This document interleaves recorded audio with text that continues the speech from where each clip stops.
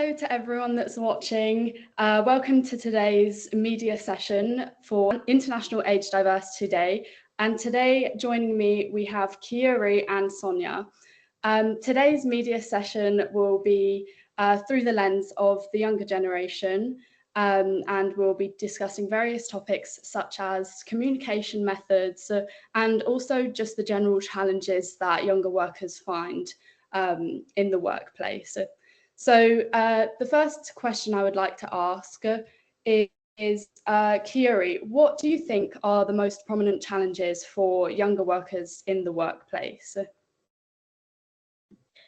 I think some of the most prominent challenges is to start with building a CV, because everyone expects us to come with loads of experiences to start with without realizing that we've just gotten out of college or school, and we're expected to have this bundle of knowledge to back us up for anything we go on with. And even then, under the title of intern, we're not treated seriously, or people think that even after so much of experience, we are still not given the same amount of work that we expect. We think of intern, we think of someone who's going to get us coffee. So all of that, work is not going to equate to the things that we are expecting to do at these workplaces, which I think often disappoints younger generation as well, when they've gotten into this workplace and these fantasies that they've created for a really stereotypical corporate life that they've been dreaming of for like a few years. Yeah.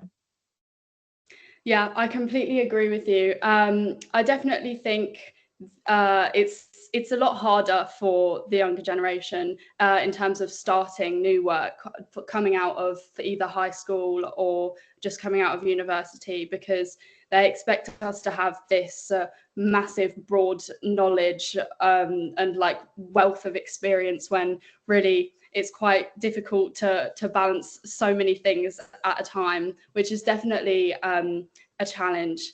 I would definitely agree. The next question is, Sonya, how can communication methods impact collaboration between generations, in your opinion? So I think like a big part of it is like the language people use. So like obviously there's different sorts of like slang between younger generations and older generations. So I know when I did my placement, I was sort of explaining a lot of the terminology I was using. I also think younger generations are maybe slightly more like online in a stereotypical way. So like using social media to communicate with each other.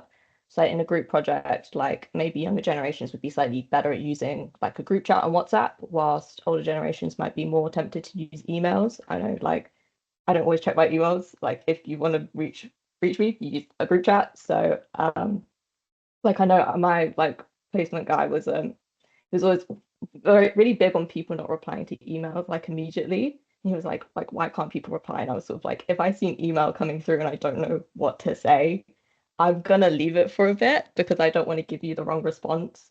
I think also sort of like branching into what Keyuri said about like not being treated the same. I feel like maybe younger generations might also have like an underlying like people aren't going to take me seriously.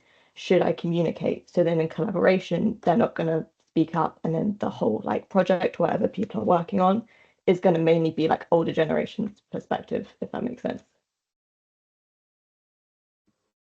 Yeah, that's a really good insight. I think we've all been there when we've been given an email and it takes a couple of business days to reply because you don't quite know what to say or you want to give the perfect reply. So yeah, I think that's very relatable as well. And the last question for either of you is, what do we think that companies can do to bridge communication gaps between generations? I think like one like low cost, like easy solution is to just get like a group together of different generations and just be like, just talk to each other, learn like how you all work, like how you want to talk to each other, come up with a plan. Like, I know it might sound stupid, but like if someone is struggling with like the concept of using like a almost social media or something, you can very easily encourage the younger generations to help teach them. And then that also like encourages bonds between them. So it's sort of just encouraging a conversation for different generations to talk to each other and actually learn from each other rather than like the business telling them what to say and everything like that.